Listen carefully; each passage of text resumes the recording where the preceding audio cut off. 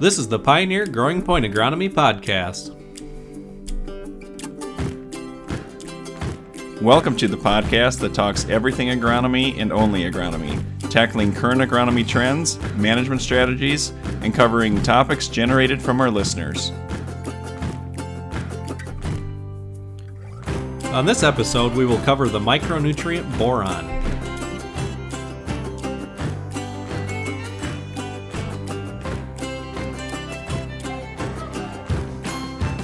And now your hosts, DuPont Pioneer field agronomists Josh Shofner and Brian Buck.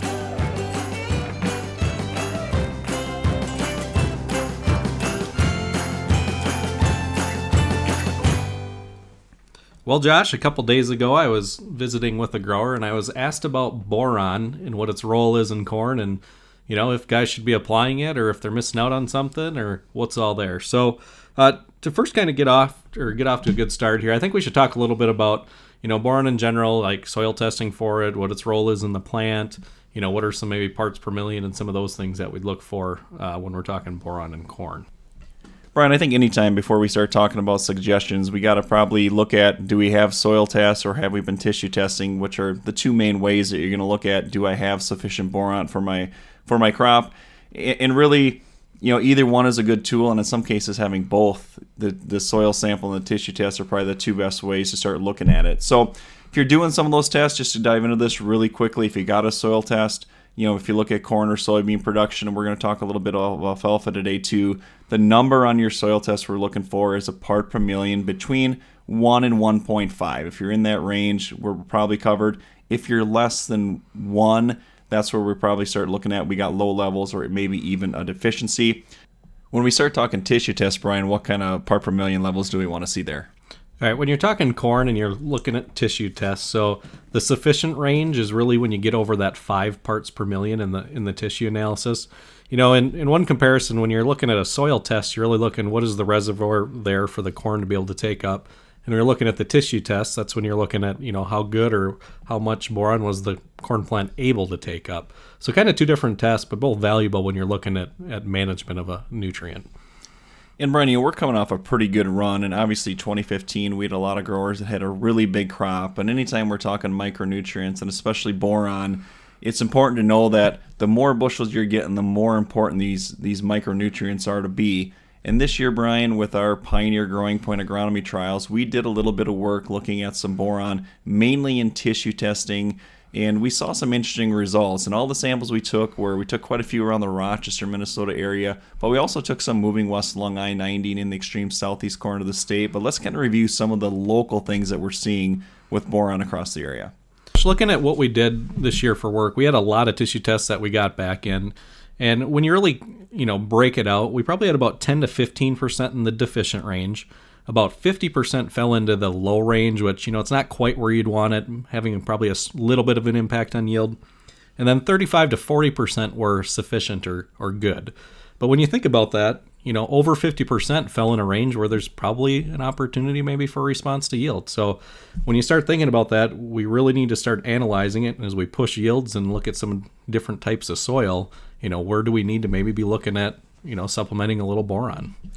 Yeah, and a lot of our findings kind of mirrored, Brian, what we were seeing as we sit down with growers and look at their soil tests, which has kind of triggered us. This is why we did this test, did some tissue testing, was you and I were both talking, we're looking at soil tests and visiting with growers, and we see that boron number over the last 3-4 years continue to get more deficient, and we just wanted to see, hey, let's do some tissue tests and see if that's truly happening in the plants. And certainly the findings kind of matched up pretty well. So with that said, let's get into, why is boron important and where might we see deficiencies more than other. I'm going to cover first, Brian, what does boron do in plants and what is it, why is it important? And the big thing is it's really big in affecting membrane stability and really helping the structural integrity and functionality integrity of the plant membranes. That's kind of what it's doing in the plant. Not to get too far, into that chemistry stuff, Brian, really where are we most likely to see these deficiencies and what are they going to look like?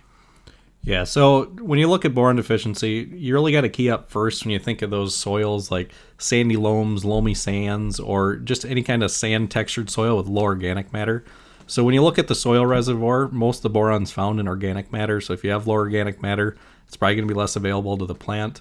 Also you look into some of the high yield situations where we have a lot where we need to take up, or the plant's going to need a little more, is also an area. But really hitting up that organic matter is a big piece of it. And you think about organic matter, that's where extra nitrogen comes from, late season 2 when it mineralizes.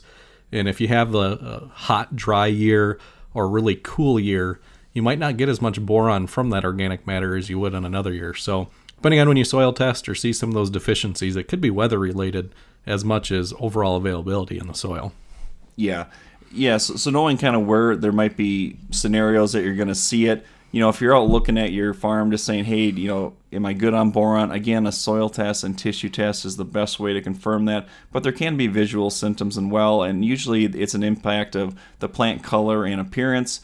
As I look and see boron deficiency, I think one of the best ways to describe it is it kind of looks like leaves on older growth that kind of curl at the tips and get a little crinkly. In some ways, Brian, it looks very similar to a plant that may have wrapped early, as a result of some wind events or even a herbicide response in rare occasions. It's kind of got that look, so when you see that, you might have to kind of take some further evaluation or maybe take a tissue test to confirm it, but those are kind of the symptoms you'd see in the field from a visual deficiency. Yeah, often it could still be that herbicide or that wind thing, but it is something to consider when you're seeing those symptoms in the field.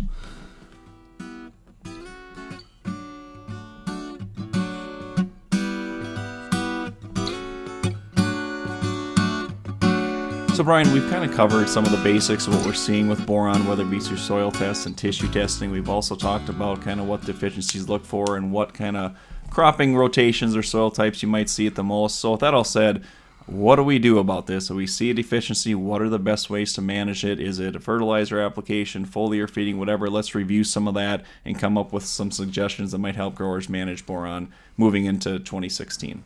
All right. So I'll first hit on, when you look at boron application, like you said, there's two different ways. You can either broadcast it or there's foliar applications. I'll touch on the broadcast portion. So when you think about broadcasting, historically potash, DAP, ammonium sulfate, urea, those dry products you put through an airflow or through a spinner, boron can be spread with those in a blend. One problem is the actual application rate's pretty small, so you're only looking to put about a pound of actual product on, generally when you're going to apply it, which is 7 pounds of actual material to be spread. So one thing that a lot of locations are doing for dry applications is they have micro bins on their applicators, which do a really good job of metering it out. If they don't have those, or you want to apply it, making sure the blender blends it extremely well into those batches is important. And then just paying attention to make sure it's not, separating out at all within the mix. Yeah, and in most cases, to get that micro bin, you're probably going to be looking at an airflow machine, and it might take the spinner away from you. Brian, we've done a lot of both of those applications. In a perfect world, we're always going to prefer the micro bin where you can meter that in and not have to have it in the aggregate blend that's in the big hopper. Either way, you can do it either way, but in a perfect world, if you got a micro bin, we're always going to lean that direction. Yeah, and when you look at that product, it's borate is what guys are spreading. It is very mobile in the soil, so it's one of those things you can build up soil levels a certain degree, but also, if you look at different crops like an alfalfa, it's going to be something you could spread every year and probably get a pretty good impact, not during the seeding year, but later. Within corn, you really just got to look. If there's a high potential for deficiency, you're probably going to have to put it out kind of like a sulfur ahead of time. With the dry product, you're not going to make a rescue application. Yeah. The other thing to mention with a dry product of boron, and this will go beyond corn, is boron can be toxic to plants. So a lot of times when we talk micros, we always think, we want to try to band it like we do with zinc or other things. In a lot of cases, I might probably sway people toward you're just going to bulk spread this. A lot of it comes in the dry form, but banding too much, you can actually lead to a toxicity thing. And with alfalfa, the one thing we really want to reiterate, boron is extremely important in alfalfa, but we do not ever want to apply boron in the seeding year. So when you seed your alfalfa, you never apply that boron until it gets to its first year established. And that is a mistake, Brian, that we see quite commonly across southeast Minnesota, is guys are looking at, I just need an alfalfa blend, and they're throwing in some elemental sulfur and boron, even in the seeding year, and we want to avoid that because it can be really toxic to alfalfa seedlings. Yeah, it becomes kind of an automatic for guys because, once it's established alfalfa, they'll put their couple hundred pounds of potash, a little bit of boron, maybe some sulfur out there.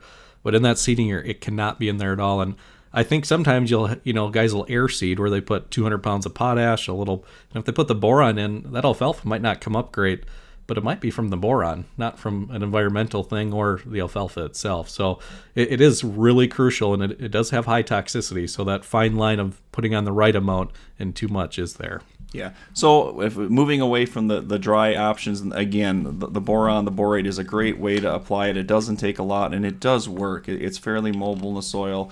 It's just a great way to do it. Other option, moving into foliar, Brian, to kind of wrap up the show here. Foliar has gotten to be a bigger option, a bigger thing the last 5, 6, 7 years of products to come to the market. Obviously, I think you and I are both kind of the camp that we'd like to feed plants through the roots, but in some cases, if you're doing some tissue samples and you're seeing a deficiency and need to make a quick action if it's really, really low, foliar can be a good option. But let's talk about the advantages. What are some advantages of applying foliar, Brian? Well, I think the biggest advantage first is if you're seeing that really tough deficiency symptom where it's going to impact yield, it's probably your best rescue application choice. Some other advantages are, with some of the ground rigs guys got, they can put them out there, depending on the herbicide or whatever. Sometimes it can be tank mix, sometimes not. But it is a good option. There's good flexibility, and you can just get it over acres, and the application is extremely even, I think, is another important piece. Yeah, and in some cases you might be out there, it might be an opportunistic application where maybe you're out there on a final herbicide pass or something too that gives you an option to get it in there and make a correction at a fairly low cost. Looking at some disadvantages, there's always some disadvantages to everything. One thing is you can see some crop response. We can see, some leaf response or a little bit of burning here and there. And in some cases, if the demand is really, really high, maybe we can't get enough through, get enough fed through the foliar side of it, where it could be an option where there's only so much you can get to be taken up through foliar, depending on the crop stage. Maybe you're foliar feeding, but if you don't got a lot of canopy, a lot of that's hitting the dirt, and maybe you're not getting some of the advantages, that is there.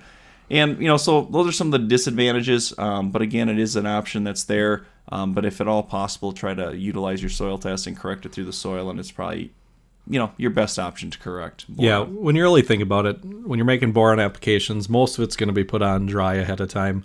You're not going to blanket spray boron across a lot of acres. That foliar piece is really for a rescue application where you have a major problem. Yep. Probably never going to get maximum yield if you're out there on a rescue foliar, or if you're doing a good job with the soil test and correct it that way, you'll maximize your yields using boron. So, Brian, a lot of good things we covered with boron there. Again, behind zinc, probably our second most important micronutrient when it comes to corn production, and probably, one of the most important micronutrients when it comes to alfalfa. Sulfur we kind of put in more of a macro category now, but extremely important. But all some good things to be thinking about. Again, we wanted to touch base on boron. We're seeing some trends happen that are getting a little concerning. It's not a terribly expensive nutrient to fix and get your soil test up, and there can be a really nice yield response, whether it be for corn, soybeans, or alfalfa. Well, Josh, that's a wrap for this week's podcast. This show is recorded from the Agronomy Bunker Studio in Zumbrota, Minnesota. It is produced by Brian Buck and Josh Shofner. This is a bi-weekly podcast. Thanks for listening, and be sure to tune in next time.